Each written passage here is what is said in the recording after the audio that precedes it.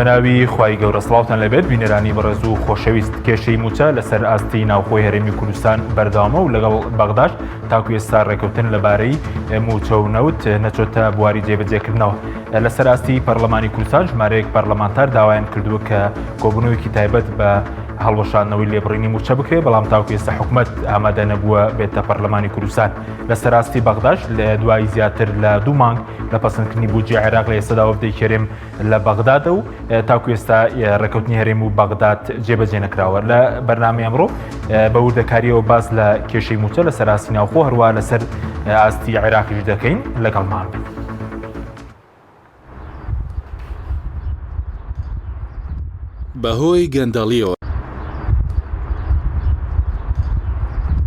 بەهۆی گەندەڵیەوە کێشەی موچە لە هەرێم بەردەوامە، لەگەڵ بەغداش تا ئێستا ڕێکەوتنیان بۆ ناردنی پارە نەکردووە.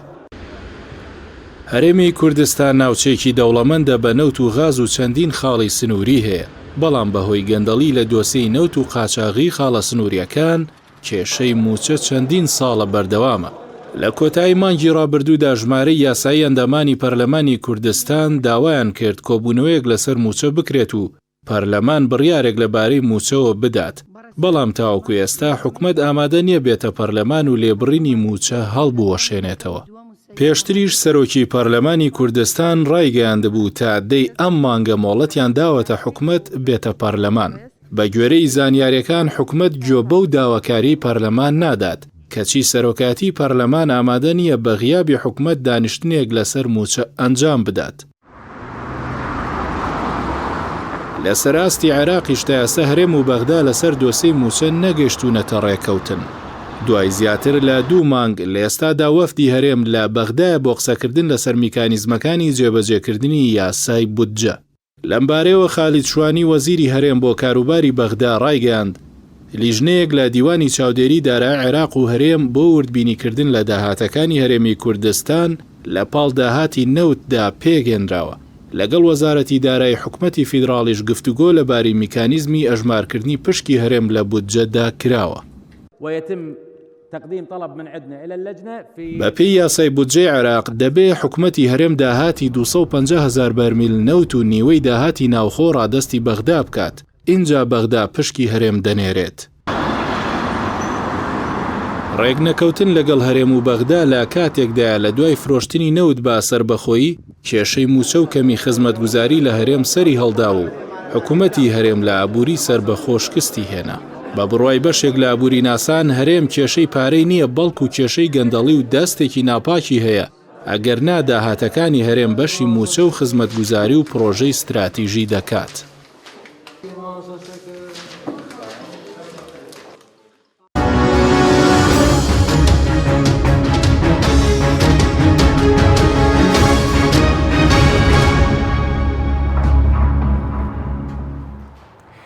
جارێکتر سڵاوتان لەبێت بینێرانی بەڕێز بۆ قسەکردن لەسەر ئەم پرسە میوانداری بەڕێز مامۆستا ئەحمەدی حاجی ڕەشید ئەندامی لیژنەی دارایی پەرلەمانی عێراقمان کردووە.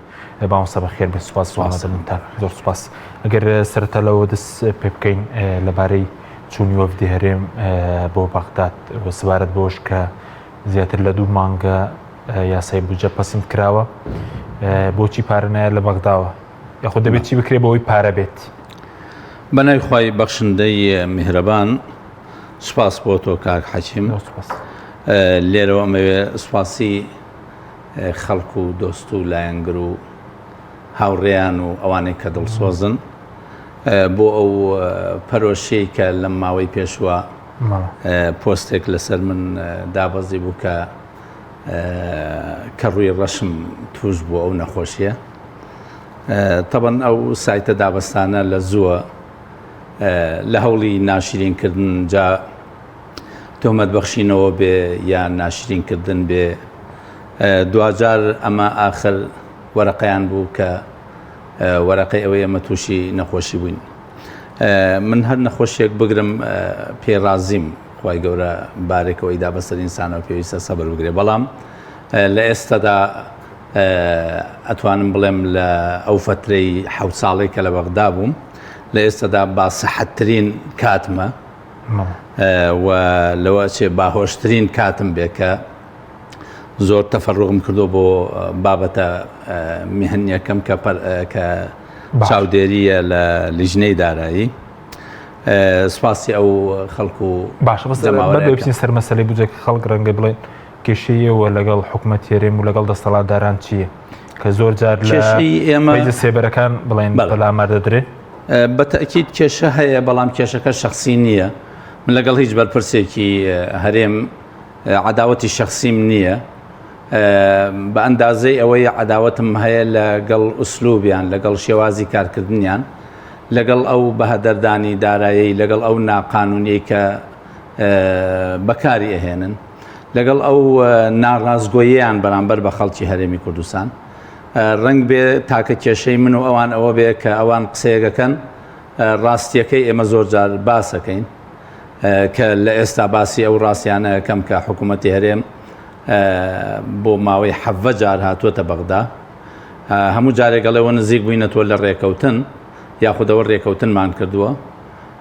ئەوە ماوەیش کە پارە ئەگاتە هەرێم حکوومەتی هەرێم ئاخر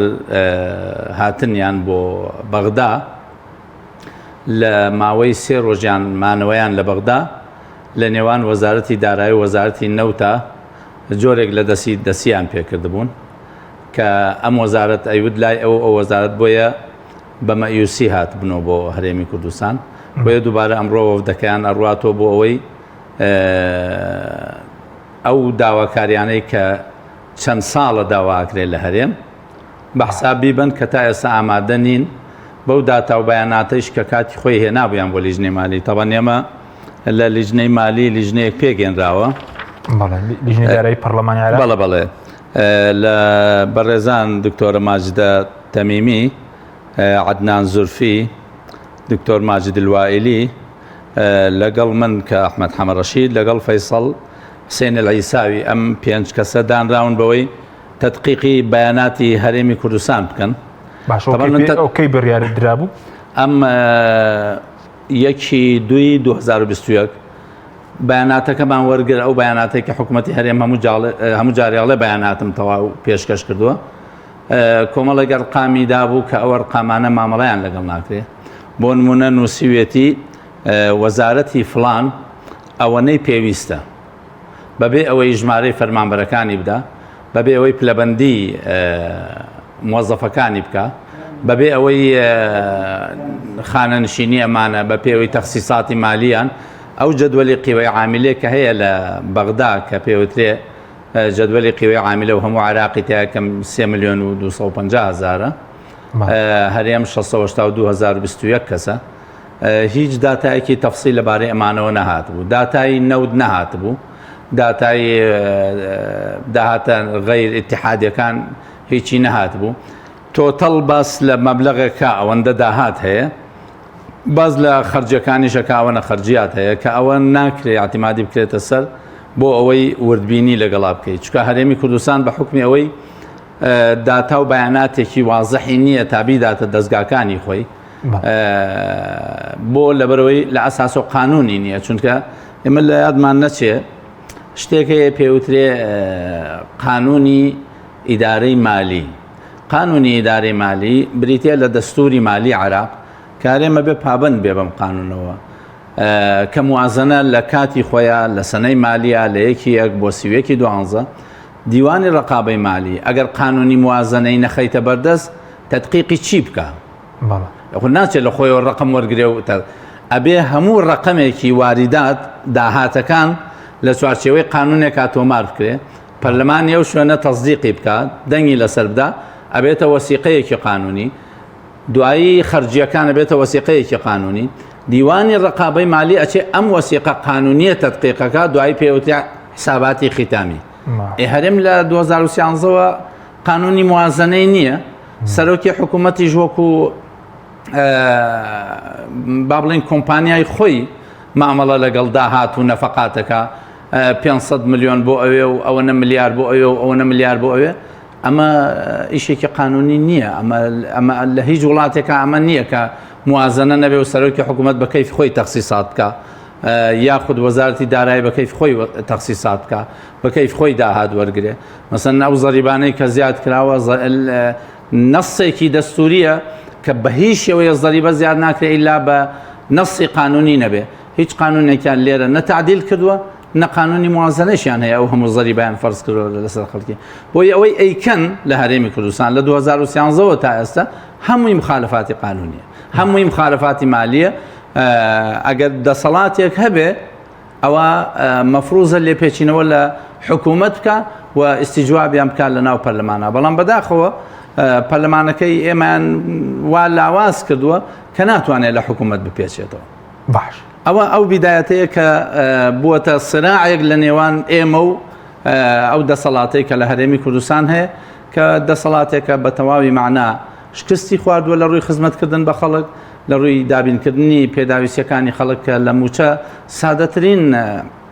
حقوقی فەرمانبەرەکە ناتوانێت دابینی بکە باش ئەی حکوومەتێک نتوانێت موچە دابین کە خزمەت گوزاری ئازادی بەرتەسب بکات و ئەیشی چییە؟ خۆی من ناوی بنرێ زیاتر ینی لە بیدایەتی تەشکیلەی حکوومەت و باسم لەوە کرد کە ئەو حکوومەتە ئێمە لە ڕاضیاتە شتێکمان هەیەڵێ هەموو مقدمەیەکی هەڵە نەتیجەی هەڵەدا بەدەست هەر لە منهاجی ویزاری حکوومەتە هەر لەوێەوە هەڵەکان دروست بوو کاتێک کە سەرۆکی حکوومەت منهاجی وەزاریەکەی خوێنەوە مەفروض وا بوو پەرلەمان دەنگ بدا لەسەر منهاجە وەزاریە جارە پێش وەخت بگاتە دەست پەرلەمانتاران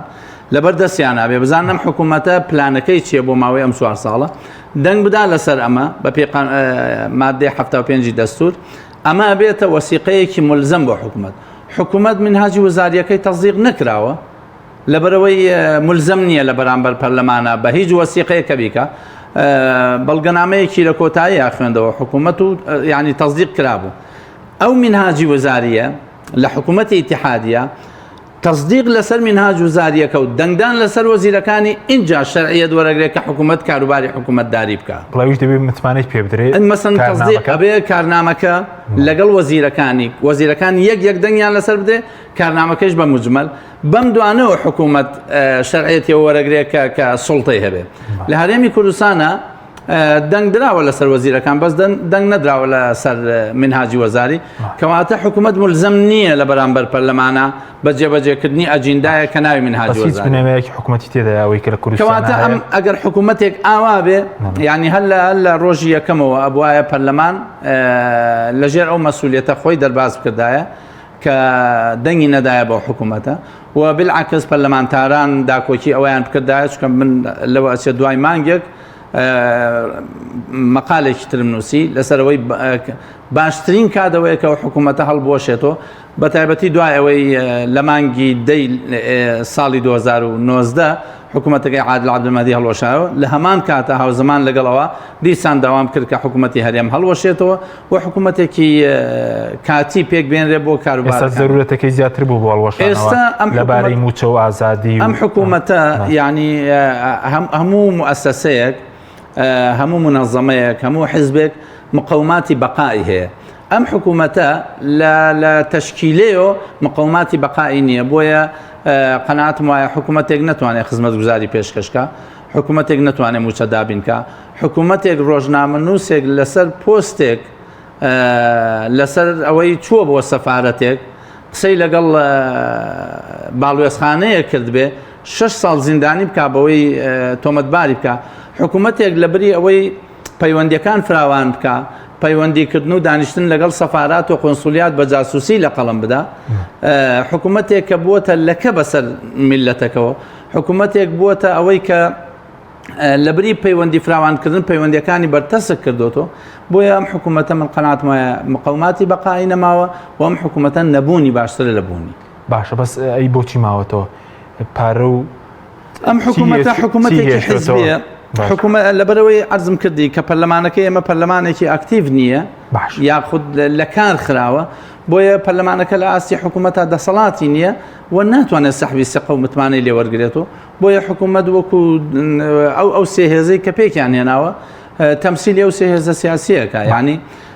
کاڵێن حکوومەتێکی حزبی تاسەر ئێسقان ینی لەبری ئەوەی ئەمانە نوێنەری هەڵبژێراوی پەرلەمان بن بۆ حکوومەتداری نوێنەری ئەو سێ حیزبن کە ممارەسەی دەسەڵاتەکەن بە ملهوڕی ئەگینا لە ئێستادا پەرلەمان با بڵێن بە شێوەیەک لە شێوەکان ڕاستە شەرعیەتی داونەتێ وەکو تاک وەکو وەزیر بەڵام منهاجی وەزاریەکان شەرعیەتی وەرنەگرتو بۆیە حکوومەتێکە ناو کرۆک بۆش بۆش حکوومەتێکی بۆشە حکوومەتێکی ناو کرۆک بۆش باش بینە سەر مەسەرەی یاسای بوجە دەبێ هەرێم ئێستا دەبێ عێراق چکە سەرەوەی سەبەرپرسانی حکوومەت دەڵێن دەمانگ زیاترە عێراق پارەی نەناردووە خەرەلەکە لەکوێیە دەبێت چی بکرێ بۆ ئەوەی کە عێراق پارەکە بنێرێ یەکەم یاسای بوجە لە عێراقا یاسایەکی ئیتحادیە باشە ئەم یاسایە ئەگەر هەرێمی کوردستان قەزەیەکە ئایا نەفازیەکە بۆ ئەوەی هەرم یاسایە جێبەجێ بکە ئەوە ئەکرا بەڵام یاساکە مادەم لە عێراقا و ئەمان هاتوون و نوێنەرەکان دەنگیان داوە کەواتە ئەم یاسایە مولزەمە بۆ هەرێمی کوردستان من شتێکم پێ سەیرە بەرپرسانی حکوومەت لە هەرێمی کوردستان ینی ڕاستیەکان بە خەڵک ناڵێن لە بەغا لەسەر چی ئیتفاقیان کردووە ئەگەر لەسەر قانونی موازنە ئیتفاقیان کردووە ئەمە قانونی موازنەیە تەصدیق کراوە لەلایەن پەرلەمانەوە ئەمە لە جەریدەی وەقایعی عێراقیا بڵاو کراوەتەوە ئەم قانونە باشە ئەم قانونە کە لە جەریدەی عێراقا بێتە بڵاو کرایە وەقایعی عێراقا بێتە قانونێکی ملزم وەفدی هەرێم 7 جار هاتوونەتە بەغدا 4 دانیشتنیان کردووە لەگەڵ لیژنەی مالیە بەرپرس نەماوە لە حکوومەتی عێراقیە حزبی سیاسی نەماوە لە حکوومەتی عێراقیە لە ناو هێزە عێراقیەکانە کە حکوومەتی هەرێم دانیشتنی لەگەڵانە کردبێ ئەو فەقەرانەی کە دانراوە لە موازنە لە دوو ماددا جێگیر کراوە مادەی دە فەقەرەی یەکەم و دووەم پەیوەندی بە هەرێمەوە هەیە باسی پشکی هەرێمی کوردستانەکە لە موازنەی حاکمە طبعا ئەو فەقەرەیە باسی ئیحسای سوکانیە کرد ئێمە کوردەکانی ناو لیژنەی مالی توانیمان بیگۆڕین ئەو فەقەرەیە کە باسمان کردووە بەپێی ئیحساءاتی وەزارەتی پلاندانانی عێراقی ئیحساءاتی وەزارەتی پلاندانانی عێراقی کە لە بەڵگەنامەکە لەسەر شاشەکە دەرکەوتووە لەسەر شاشەکە عەفوم کە ئەو مادەیە دەرنەکەوت مادەی 11 دەرەکەوێت ئەو مادەیە باز لە ئیحساءاتی وەزارەتی تەختیتەکە لە وەزارەتی تەختیتە لە 2009 تا 2021 جارێ من لە 2009 تا 2019 لایە کە ڕێژەی هەرێمی کوردستان 13.93 لەناو موازنەکەیشە لە موازنەی حاکمە باز لە 12.67 لە مادەی 11 بە دوو فەقەرە هاتووە بڕگەی یەکەم و بڕگەی دووەم بڕگەی یەکەم باسی تەسویەی مستحقاتەکە لە 2014 بۆ 2020 ئەو بڕگەی یەکەمی مادەی 11 بڕگەی یەکەم تەمان باسی تەسویە حساباتەکە مەبەست لە چییە؟ مەبەست لەوەیە ئایا هەرێم لە ماوەی 2004 تا 2020 چی بۆ هاتووە چەندێکی بە مخالفە بۆ هاتووە چەندێکی استحقاقی خۆیەتی ئەمە لە چی دروست بۆ کاتی خۆی بەرپرسانی هەرێمی کوردستان لە تەفاوزە داوای لە سابس پێنجیان کردووە حکوومەتی عێراقی ژووتوێتی ئێوە بەپێی ئیحساءاتی پێشوو لە نەوت بەرامبەر بە خۆراکە هەرێم لە 13 بووە گەیشتونەتە ئەو ئیتیفاقی با لە 100 تەرخان بکرێ بۆ هەرێمی کوردستان بەڵام هەر ڕۆژێ ئیحسای سوکانی کرا ئەگەر هەرێمی کوردستان لەو ڕێژەیە زیاتر بوو لە 100 ئەوە تەسویە بکرێ حساباتی تەسویە بکرێ ئەگەر لەوە کەمتر بۆ حساباتەکە بگەڕێ تۆ بۆ عێراق کامە خەلەلە تۆ پارەیەک سەرف کرا دوای چۆن بیگەڕیتەوە بۆیە ئەم فەقەرە لە هەموو موازناتی عێراقیە هەیە تا ئێستا بۆیە ئەبینی ئەڵێ تتم تسوية المستحقات بين الحكومة الاتحادية وإقليم كردستان للسنوات من 2004 ل 2004 فقرة هي كواتم فقرة اتفاقية وكاتية كأمريكا كلو خلاني كتايسر لسر كرد بو تمام يك لو مادان يك لو اشتاني لنا ام فقرة هي اگر تسوية حسابات كان ديوان الرقابي مالي لسال 2012 ل 26 2012 راپۆرتێکی نووسیوە یاوێتی بە حکوومەت دەڵێ هەرێمی کوردستان نزیکەی 21 تریلیۆن دینار زیادی بۆ چووە بەپێی نەفەقاتی فعلی تەمان مناقەشەیەکی زۆرمان لەسەر و بابەتە کرد کە پارەیە کە تەخسیس کراوە ناکرێ بیگێڕیتەوە بەڵام گرفتەکە لەوەیە کات خۆی ئەم ئیتفاقە کراوەیتر بۆتە فەقەرەیەکی ئیلزامی هەوڵماندا کە لایدەین بەڵام نەمانتوانی باش ما بڕگەی دووەم زۆر وازحە کاک حەکیم فەقەرەی ئەلف و با و جیم و دالە باش حکوومەتی ئیتیحادی ئەم چوار فەقەرەی کردووە بە مەرج بۆ ئەوەی فەقەرەی پێنجەم جێبەجێکە باشە چینی ئەگەر فەقەرەی پێنجەم چییە شایستەدارایەکانی هەرێمە ئەڵێ تلتزم الحكومة الاتحادية بتسديد مستحقات إقليم كردستان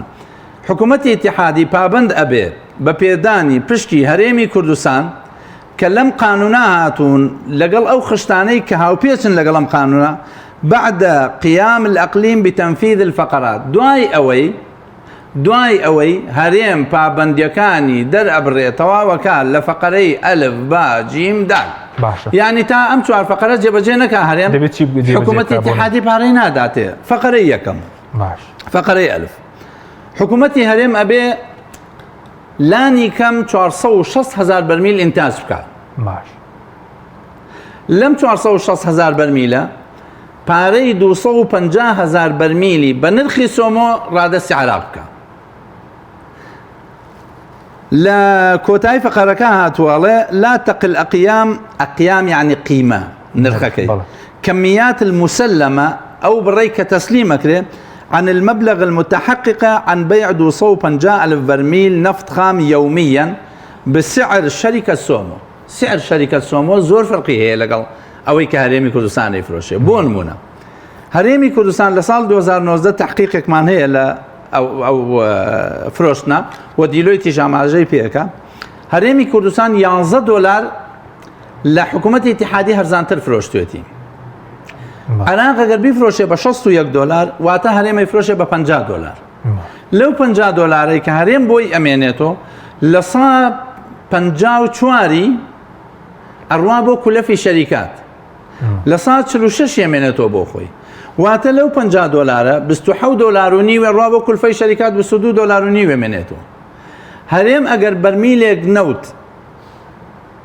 اگر بیه پاره برمیل یک نوت به سعر سومو تسلیمی عراق که ابی 2.5 برمیل بفروشه چون که $22.5 اکاته $45 باقی کشی تا $61 اونده دلاری طریقه کواته 2 برمیل و ابی بفروشه اینجا اتوانه پاره برمیل یک با کواته بو دابین کردنی پاره 250,000 برمیل به سعر سومو ابی هرمی کردستان 625,000 برمیل نوت بفروشه نەک 460,000 کە ئەمە قابل بە تەنفیز نییە ئەمە مستحیلە تەنفیز کردنی کاتی خۆشی بە وەفدەکەم وت بە شایەدی برادرانی لیژنەی مالی کە هاتبوونە ئەو شوێنەیە ئێمە کۆبنەوەمانتیا کرد کە ئەو فەقەرەیە قابل بە تەنفیز نییە لەناو لیژنەی مالیشە ئاخر تەوقیت 5 دقم کات وەرگرتووە بە سەرۆکی لیژنە بە حزوری هەموو ئەندامانی لیژنەی مالی وتومە أو مادة قابل بتنفيذ نية خالي دو كاك حكيم فقرية كم تنفيذ به لنيوان وزارتي نوتي اتحادي ووزارتي سرواتي طبيعي عندي بي أو دوان وزارة سامان سروشتكان وزارتي نوتي تا أو برقية جيب تا اس وزيري سامان سروشتكان هرم نسوة بغداد وتا اس هيج داتا وبياناتي كان نناردو بو بغداد تا حکوومەتی اتحادی بزانێت چەندێک نەوت ڕۆیشتووە هەرچەندە کەمیاتی بەرمیل ئەزانێت لە جیهان وازانێت چەندێک ڕۆیشتووە بەڵام بە چەند فرۆشراوە چەندێکی هاتوۆتۆ چەندێکی کولفەی شەریکات ئەبێ هەمانە بە تەفسیل بدرێتە وەزارەتی نەوتی اتحادی کەواتە فەقەرەی باشیان جێبەجێ نەکردووە مە ئەلف جێبەجێ نەکراوە باش جێبەجێ نەکراوە خاڵی جیم تلتزم حكومة إقليم كردستان تسليم الإيرادات غير النفطية إلى خزينة الدولة وحسب قانون الإدارة المالية أبي هرمي كردستان پارەی داهاتە غیر نەوتیەکان زەریبە گەمارێک لەگەڵ هەندێک کرێی مڵکەکانی دەوڵەت ئەمانە بەپێی قانونی داری مالی قانونی داری مالی لە مادەی 29 باس ئەکا ئەڵێ داهاتی محافەزات لە 150 لەوەیە کە مەنافیزی حدودیان تایە کەواتە ئەبێ لە 150 داهاتی غیر نەوتی بگەڕێتەوە بۆ عێراق تا ئێستا حکوومەتی هەرێم لە دوای تەنفیزکردنی موازنەوە 1 دیناری نەناردۆ ئەسڵ حساباتی نەناردۆ بۆ حکوومەتی اتحادی کەواتە فەقەرەی جیمیشی جێبەجێ نەکردووە ئەلف و باو جیم جێبەجێ فەقەرەی دال تتم تسوية ما بذمة حكومة إقليم من أرصدة المصرف العراقي للتجارة باري قرض كاني TBI والمصارف الخاصة أو بنك تايبتاني كباريان لا هرمي كردستان أبي أمانة تسليمك بأقساط شهري مانغانا قستك بارا بنيرتو بو حكومة بو TBI وأو بنكاني كباركي هناون يعني ل 2014 باري كراي كشاو ل 2014 باري كراي كشاو أبي مانغانا ئەم فەقەرانە ئەلف و با و جیم جێبەجێ نەکراون بۆ بەڵگەی ئەمە کاک حەکیم و بینەرانی بەڕێز بانکی مرکزی نامەیەکی نردووە بۆ هەرێمی کوردستانە وەسیقەی هەرێمی کوردستانە باشە بانکی مرکزی نامەیەکی نردووە لە 2007 داوایەوە کە ئەرسیدەی مەساریفی ئەوانەی کە دەستی گیراوە بەسەرا تەبەن کاتی خۆی بەڵگەنامەیەکم بڵاو کردووە لەسەرەوە تەصریحێکم دابوو کاوە سیولە بە حکمەوەی بانکەکانی هەرێم پارەی بانکە ئەو بانکە ئەهلیانەی لەوێن و پارەی TBI بەکارهێناوە بۆیە نزیکەی 6 تریلیۆن دینار 7 تریلیۆن دینار 6 تا 7 تریلیۆن دینار کەوتۆتە لای هەرێمی کوردستان ئەو کاتە بەڕێز وتەبێژی فەرمی حکوومەت باسی لەوە کردبوو کە ئەم ڕقەمانە لەکوێ دێنێ بۆیە من نامەیەکم نار بۆ بانکی مرکزی تکایە پارەی ئەو بانکانەی کە هەرێم دەستی بەسەراگرتوون و بەکارهێناون بۆمان بنێرن لە ماوەی 2 هەفتە بۆیان ناردم کە 42 بانقن نزیکەی 6 تریلیۆن و ئەوەندە پارە حکوومەتی هەرێم کە پارەکە چووەتە ئەو فەرعی بانکی مرکزی هەولێر و سلێمانی هەمووی بەکارهێناوە سکوکی بدون ڕەسیدی داوە لە 2007 ألا يبلغ إجمال رصيد المصارف المتبقى خارج التسوية أوي كماوة وتسوية نكراوة 4 مليار و 96 مليون دولار 4 مليار دولار لا هرم كردستان معه لقل 96 مليون هي ده مصاري ده بانكي عراقين TBI 3 مليار و 6 مليون دولار لا هرم كردستان مصرفی کوردستان 190 ملیۆن دلاری لای هەرێمی کوردستانە مەصرفەکانی تر کە ژمارەیان 181 ملیۆن دلاریان لای هەرێمی کوردستانە کەواتە ئەمەی کە ئەڵێ لە فەقەرەی دالات تتم تسوية ما بذمة حكومة أقليم كردستان من أرصدة المصرف العراقي والمصارف الخاصة ئەمیشی جێبەجێ نەکردووە کەواتە لەو شەرتەی کە لە مادەی 11 فەقەرەی هاتووە ئەڵێ حکوومەتی هەرێمە بێ ئەو چوارە جێبەجێکە اینجا دەوای مستحقات بکە هیچیانی جێبەجێ نەکردووە باش یعنی بە سەرتاوانە جێبەجێکە اینجا بودجەکە دێ ئەبێ ئەو نەسی مادەکە وایە ئەگەر هەرێم برادرانی هەرێمی کوردستان تێنەگەیشتون لەوە ئەوە نوێنەریان هەبووە لەوێ کە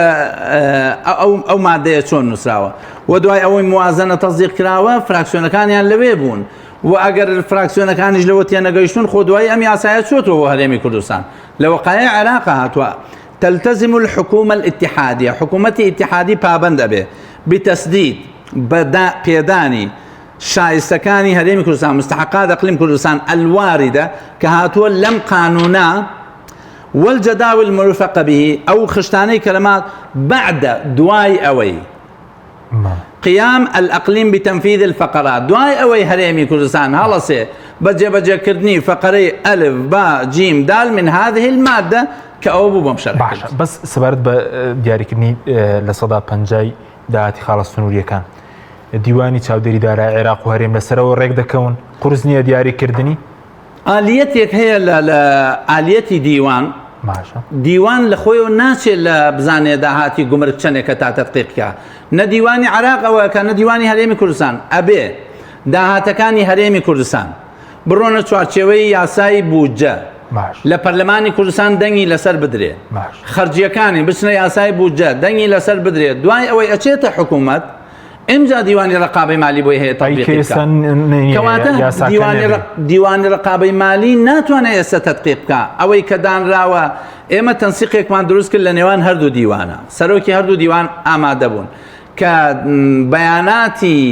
وەزارەتی دارایی هەرێم ئەبێت تەدقیق بکرێ بەس بەیانات خودی بەیاناتەکە تەدقیقی ناکرێت ئللا بێتە وەرەقەیەکی قانونی شتێک هەیە لەناو سيستمي مالية على لا يمكن صرف من خزانة الدولة إلا بموجب تخصيص مبدئك عامي مالية على كهيج كز ناتواني دينارك صرفك إلا بتخصيص كريب بوي دانري أو دانانش كدني لسردا برلمان كي آماديك حكومة بو زانياري برس و بينراني برس لكاتي موازنة اما پرسیارمان کرد لە وەفدەکەی هەرێم ئایا موازنەتان ئامادە کردووە هەندێکیان وتیان بڵێ دوای لە هەندێکمان پرسی وتیان نەخێر ئەو بەڵەیە مجاملەیە دوایی پەیوەندیم کرد بە هەندێک بەرپرسی وەزارەتی داراییوە وتیان وەزارەتی سامانە سروشتیەکان هیچ جۆرە بەیاناتێکمان ناداتێ تاوەکو موازنەی لەسەر دابنین بۆیە تا ئێستا موازنە تەصدیق کراوە لە وەزارەتی مالیە ئامادە کراوە چووەتە ئەنجومەنی وەزیران ئەنجومەنی وەزیران ناینێرێ بۆ پەرلەمان تا تەصدیق بکرێت بۆیە وەسیقەیەکی قانونی نییە دیوانی ڕقابەی مالی هەرێم تەدقیقی بکە تاوەکو بیبا چونکە ئەمە ئەگەر بیبا دیوانی ڕقابەی مالی ئێستا کۆمەڵی بەیاناتی مالی بەرێ بۆ دیوانی ڕقابەی مالی بەغا بڵێ ئەوە بەیاناتی هەرێمە و تەدقیقم کردووە ئەڵێن ئەمە لە چوارچەوەی چ قانونیەکایە تۆ تەدقیق کردووە ئەکرێ بڵێ هەروە وەرم گرتووە لە وەزارەتی دارایی ئەبێ لە چوارچەوەی قانون نابێ ئەمە عورفی مالیە ئەمە قانونی ئیدارەی مالیە ئەمە پرەنسیپی مالیە بەرپرسانی هەرێم ئەگەر تێناگەن یا خۆیانی لێگێلەکەن مشکلەکە لای ئەوانە نایانەوێت ئەم وڵاتە وەکو وڵات بڕوە ئەیانەوێت وەکو دیواخان بڕوە ئەم وڵاتە ئەم هەرێمی کوردستانە جگەر لە دیواخانێک هیچی تر نییە سەرۆکی دیواخانەکە تەخسیسەکە بۆ هەولێر بۆ دهۆک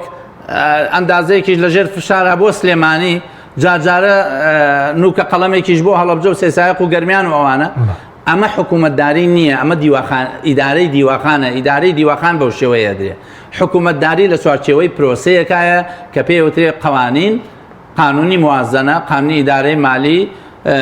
حساباتی ختامی ئەمانە حکوومەتدارین ئەوەی کە لێرەکرێت ئیدارەی دیوەخانە ئیدارەی حکوومەت نییە کاک حەکیم سپاس دەکەم ناوبڕێکمان دەکرم وڵاتان بەڵە بینێرانی بەڕست ناوبڕێژ کورت و دەکڕینە وڵاتان لەگەڵمان بمێنەوە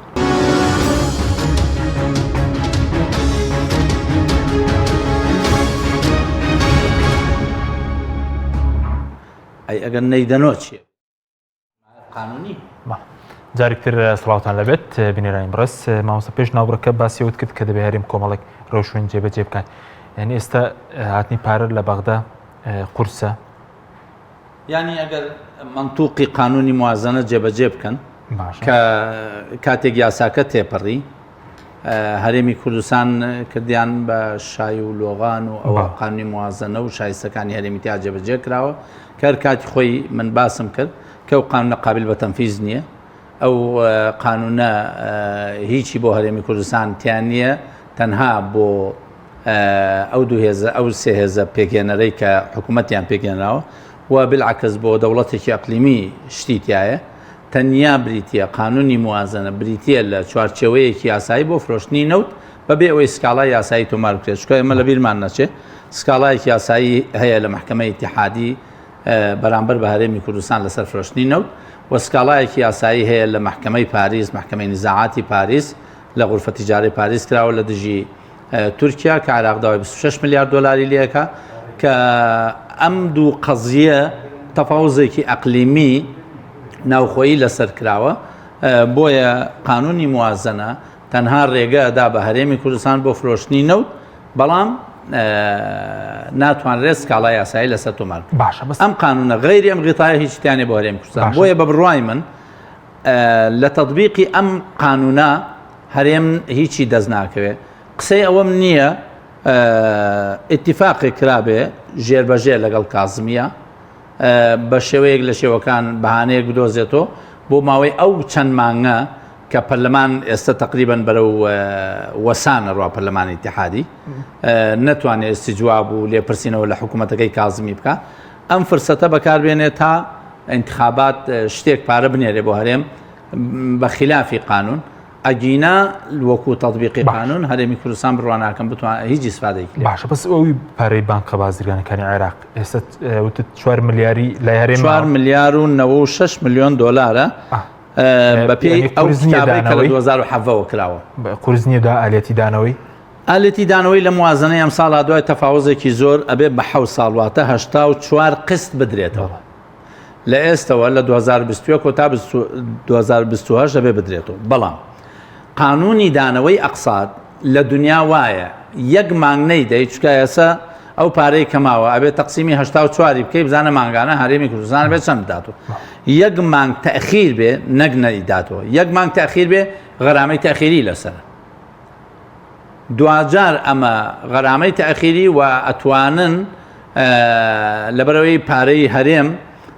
حەسانەی نییە ئەگەر بکەونە نزاعاتێکی دەولی ئەتوانن سکاڵای یاسایی لەسەر هەرێم تۆمار بکەن بۆی ئەو پارەی کەنە و دەفرۆشێ لە هەر بانکێکەیە دەستی بگیرێ بەسەرا بۆیە بەرپرسانی هەرێمە بێ ئاگاداری ئەوە بن کە ئەو غەرامە تەخیریە نەگاتە مەرحەلەیە کە حکوومەتی اتحادی سکاڵا لە سەر نەوتی هەرێم تۆمار بکە. بۆیە هەرێم لە مەرحەلەیەکی قورسایە بۆ لەبەرەوەی کێشەیەکمان هەیە لە هەرێمی کوردستان لەبەرەوەی لە هەرێما یاسا سەروەر نییە لە ئاساس و پەنا نابرێ بۆ یاسا شتەکان بە یاسایی ناکرێن گرنگی نادەن بە یاسا بەڵام دوجار یەخەیان نەگرێ ڕۆژگارێکی یەخەیان نەگرێت کە دەرچوونیان لێ زەحمەت دەبێت. باشە ئەی سەبارەت بەوەی کە ئێستا هەرێم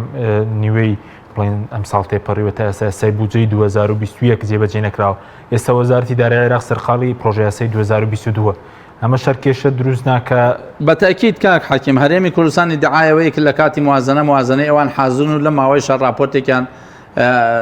لە ڕێگەی کەناڵ ڕاگەاندەکان و باس کرد کە موازنەی هەرێمی کوردستان ئامادەی وەچێتە پەرلەمان تا ئێستا ئەوە مانگی 6. باش لە حکوومەتی اتحادی لە 15 دەست کراوە بە موازنەی 2022 لە 15 استراتیجێتی موازنە دانرێ ئێمە وەکو لیژنەی مالی 3 ئەنداممان لەو استراتیجێ هەن کە جەلسەی وابزانم ڕۆژی جەلسە یەکشەممە پێم وابوو وەزارەتی دارایی ئەمڕۆ یەکێک بوو لەو جەلسانەیە کە استراتیجێتی موازنە و ئەندامانی لیژنەی مالی ئەبا 3 کەس لەوێ بن نازانم دەستنیشان کراوە بۆ ئەو بابەتە بۆیە قانونی موازنەی 2022 دەستی پێکردو ئێستا لە عێراقا ئایا تامانگی دێتە پەرلەمان بە بڕوای من ئەم قانونەی کە ئێستا هەیە قانونی 2021 بۆ ساڵی 2022 شەرم قانونە بێ بۆیە هەرێمی کوردستان دیسان گیرۆدە بێتەوە بە جێبەجێکردنی ئەو چوار خاڵەی کە باسمان کردو هەرێم جێبەجێ نەکردووە لەو چوار خاڵە مادەیەکی تر هەیە کاک حەکیم باس لە هینەکات بەیاناتی عسکەری و مەدەنی هەرێمی کوردستانەکە لیستی موچەخۆران طبعا لە مادەی 11 سێهەمیان إلزام إقليم كردستان تزوير وزارة المالية الاتحادية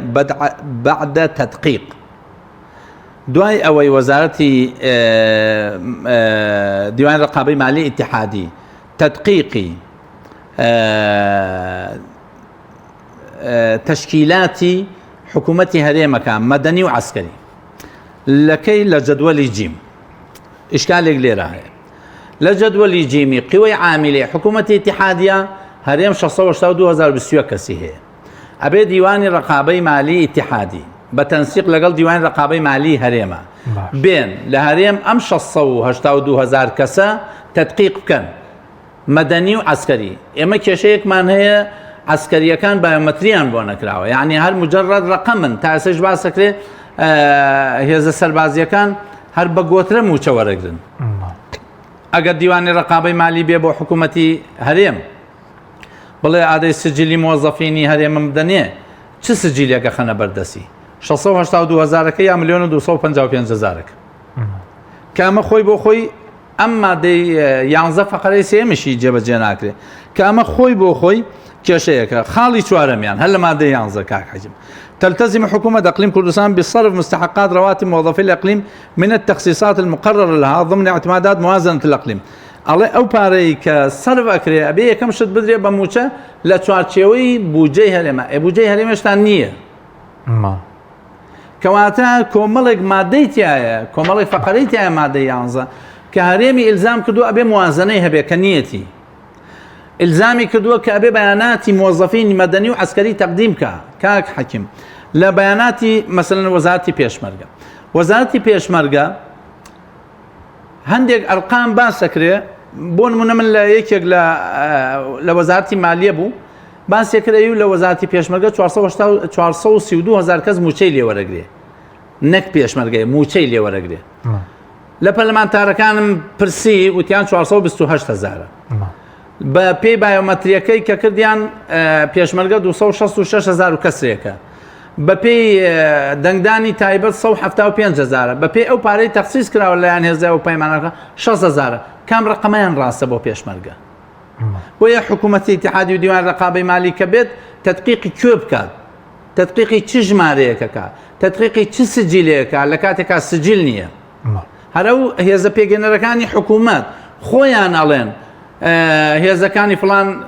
تا ئێستا ژمارەیان نیە هەر بە گۆترە بە ژوێنی پارەیان باش دەست خۆش شش خولەکمان ماوە ماوەسا پرۆژەیەسەیەکە و پرۆژەیەسی سەر و کۆمار بۆ گێڕانەوەی پارە بەتاڵان براوەکانی گەندەڵی ئەم پرۆژەیەسە هاتوتە پەرلەمان دەتوانێت چی بکە پێشتیش خۆتان زۆریشتان لەسەرەوە کرد و کە پارەی زۆر لە عێراق براوەتە دەرەوە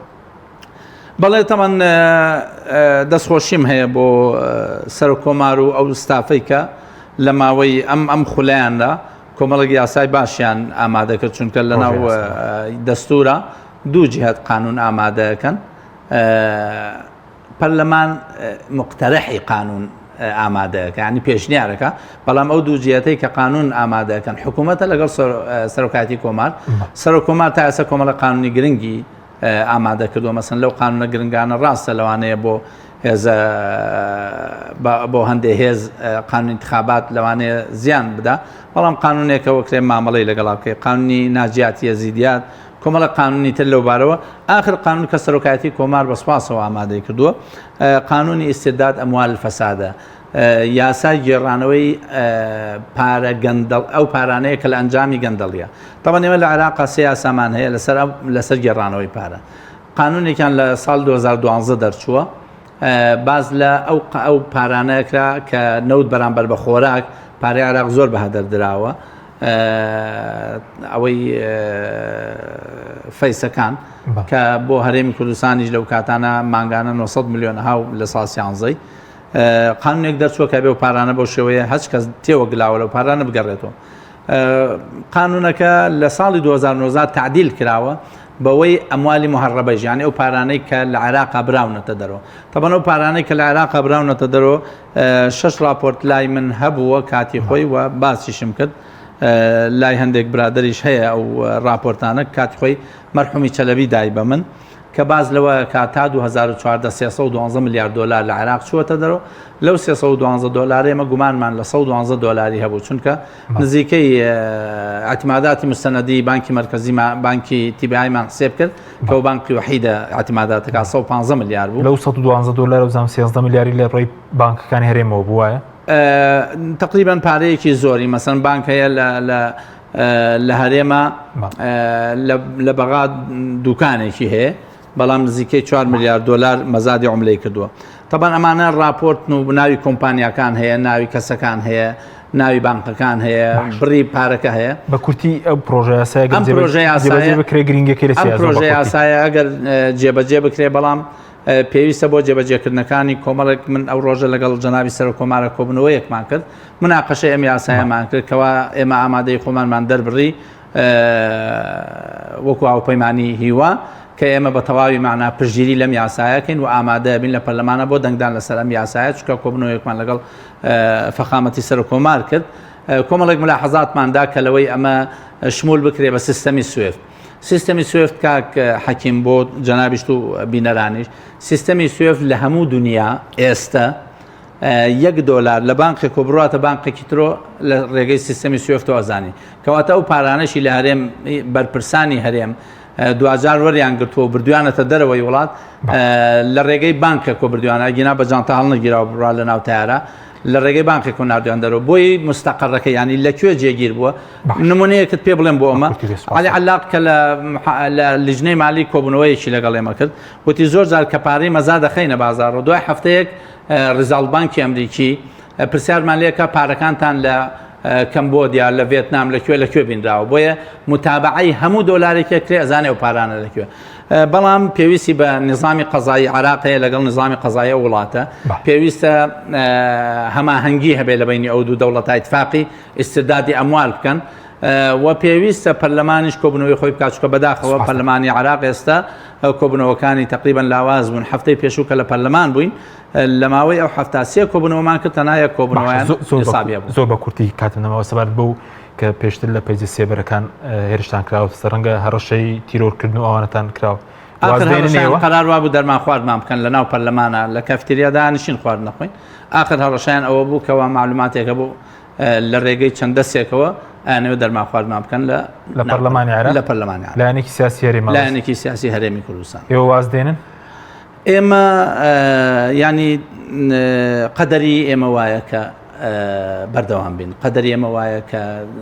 دژی زوڵم و ستەم بجەنگین قەدەری ئێمە وایە کە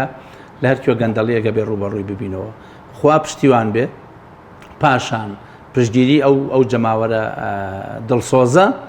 بەردەوامە بین کۆڵ نادەین لە هەرچێ گەندەڵێک هەبێ ڕوبەڕوویەوە سینەوە ئینشاءڵڵا. بەڵێ سوپاسان دەکەم زۆر سوپاس بۆ بەرز مامۆستا ئەحمەدی حاجی ڕەشید نامیریشنی دارایی پەرلەمانی عێراق سوپاسان دەکەین. سوپاس بۆ بینەرانی بەڕێز سوپاس بۆ هاوکارانم خواتان لەگەڵ.